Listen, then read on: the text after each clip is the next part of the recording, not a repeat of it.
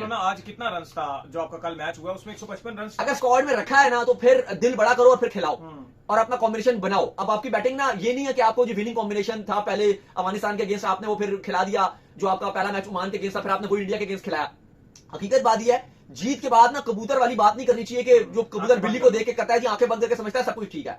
आप इंडिया के अगेंस्ट इसलिए हारे हो क्योंकि वो थी छोटी टीम्स, अफगानिस्तान भी छोटी टीम्स है, ओमान भी छोटी टीम थी। हकीकत बात यह कि आपकी बैटिंग फेल हो रही थी लेकिन आपने सब जानते हुए मानते हुए अपनी गलती नहीं मानी। आपने कहा नहीं मैच तो जीत रहे हैं ना, मैच तो जीत रहे हैं ना, अफगानिस्तान को भी हरा दिया ना, ट्राई सीरीज भी जीत ली ना, ओमान को भी हरा दिया ना, लेकिन आप ये भूल गए कि बैटिंग अफगानिस्तान के अगेंस्ट भी 141 बना था। आप भूल गए कि बैटिंग आपकी यूएई के अगेंस्ट भी स्ट्रगल कर रही थी। आपको फखर जमान और नवाज ने 4 ओवर आखिरी बहुत अच्छा करके दिया। आप भूल गए कि आपकी बैटिंग ओमान के अगेंस्ट भी नहीं चली थी और फिर वही हुआ ये कि आपकी बैटिंग इंडिया के अगेंस्ट भी नहीं चली। तो अब ये हाथ जोड़े में भाई बैटिंग आपकी ठीक नहीं है। बैटिंग अगर आप मानते हो कि जी नहीं जी एक बुरा मैच था इंडिया के अगेंस्ट हम हार गए, लेकिन अभी हमने इनको कॉन्फिडेंस देने के लिए कॉन्फिडेंस जरूर दीजिए। हम ये कह रहे हैं कि आपको ड्रेसिंग रूम में कॉन्फिडेंस देने के लिए बड़े नाम शाहीन शाह अफरीदी हैं या आपके सीनियर खिलाड़ी हैं उनको कॉन्फिडेंस देना चाहिए, लेकिन कॉन्फिडेंस का मतलब ये नहीं है कि आपके जो लूप होल्स हैं, जो फहीम अशरफ हैं जिनका पता ही नहीं है कि भाई वो किसके कोटे पर खेल रहे हैं फहीम अशरफ, आप जबरदस्ती उनको खिलाना शुरू कर दो।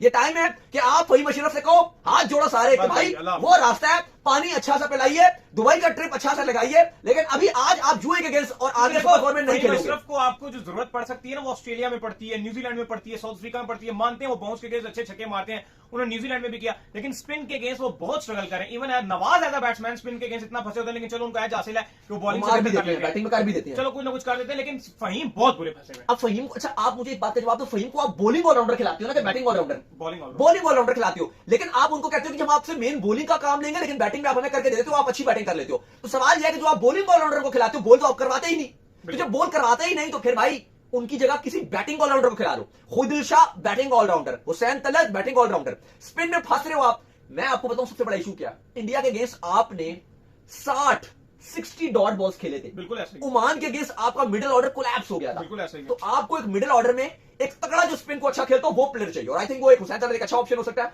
मे भी अगर वो एक आध मैच में रन ना भी बनाए, लेकिन अगर वो उसको कॉन्फिडेंस आ जाता है, अगर वो अच्छा करता है, वो एक बहुत बेहतर चॉइस होगा। यानी कि एक ही तब्दीली हम एक्सपेक्ट कर रहे हैं और वो ये एक्सपेक्ट कर रहे हैं कि फहीम अशरफ की जगह के ऊपर जो तब्दीली होगी और जो हुसैन तलत है या तो आप उनको एंटर करवाएंगे। सेकंड मुझे लग रहा है कि सुफियान मुकीम को ना आप छेड़ दें, बस बाकी सब चीजें अगर किया तो सुफियान मुकीम की जगह पर हारिस रऊफ आ जाएंगे, फिर ये होगी तब्दीली। जो सेकंड अगर हुई तो हारिस रऊफ को एंट्री कराएंगे।